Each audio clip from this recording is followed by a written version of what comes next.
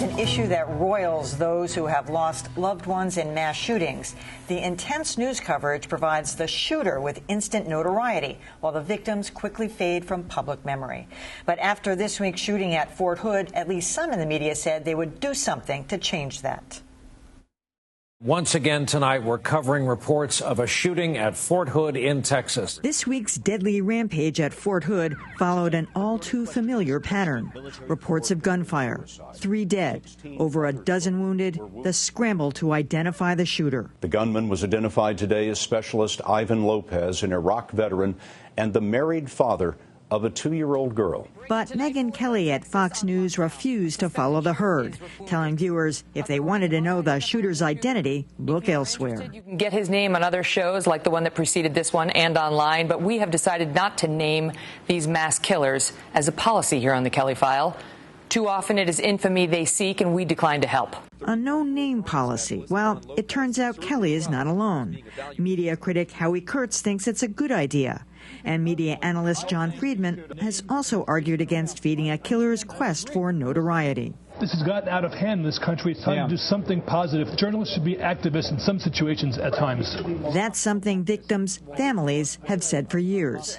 After police identified James Holmes as the perpetrator of the mass shooting in an Aurora, Colorado movie theater, a victim's parent issued a challenge to CNN. I would like to see CNN come out with a policy that said, moving forward, we're not going to talk about the gun. In his own reporting, Anderson Cooper obliged, saying he agreed with the basic argument. History shouldn't remember the name of a killer. The history should remember the name of somebody who lived a good and decent life. Maybe, but we don't always live in a world of should be. What made Ivan Lopez snap and open fire on his fellow servicemen and women at Fort Hood? We may never know, but it's our job to ask. Well, going as far back as Richard Speck, there's a name that just popped into my head. You're always going to remember the name of the shooter.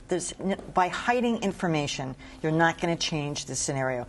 I agree that we sometimes focus too much. We do these long, in-depth profiles.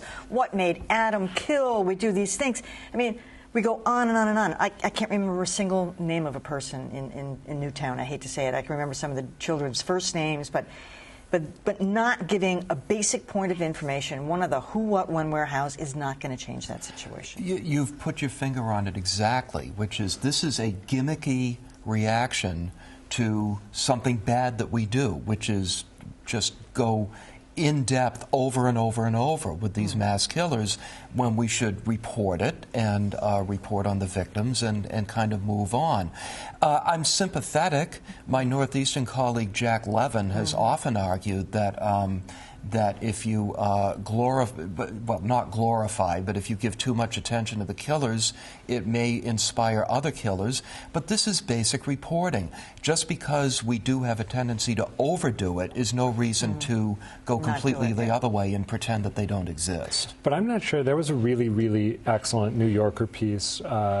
I think it was Andrew Solomon interviewed Adam Lanza's father. It was great. And that's, I mean, that's a ton of attention paid to someone who did, you know, one of the most horrible things imaginable. And if we just wanted to report the person's name and move on, then we might not get that kind of coverage. And I thought that was it. There was explanatory value. There's a special angle there there because it was the dad. It wasn't just about. That's a good point. I guess I'm thinking about cable news, frankly. But I think this is such an arrogant view of ourselves as people in the media. You know, I like Megyn Kelly. She's a smart woman. She's got a good show, but because Megyn Kelly names or doesn't name is going to have no impact, I don't think. And even if everybody got together and didn't name and said the shooter or the killer, obviously you can find out who this person is. And if you are of the bent to do this kind of horrific crime, you can easily enough look these things up and find out everything you want to know about the killer. And sadly, that is where people's fascination goes, to the whys of these kind of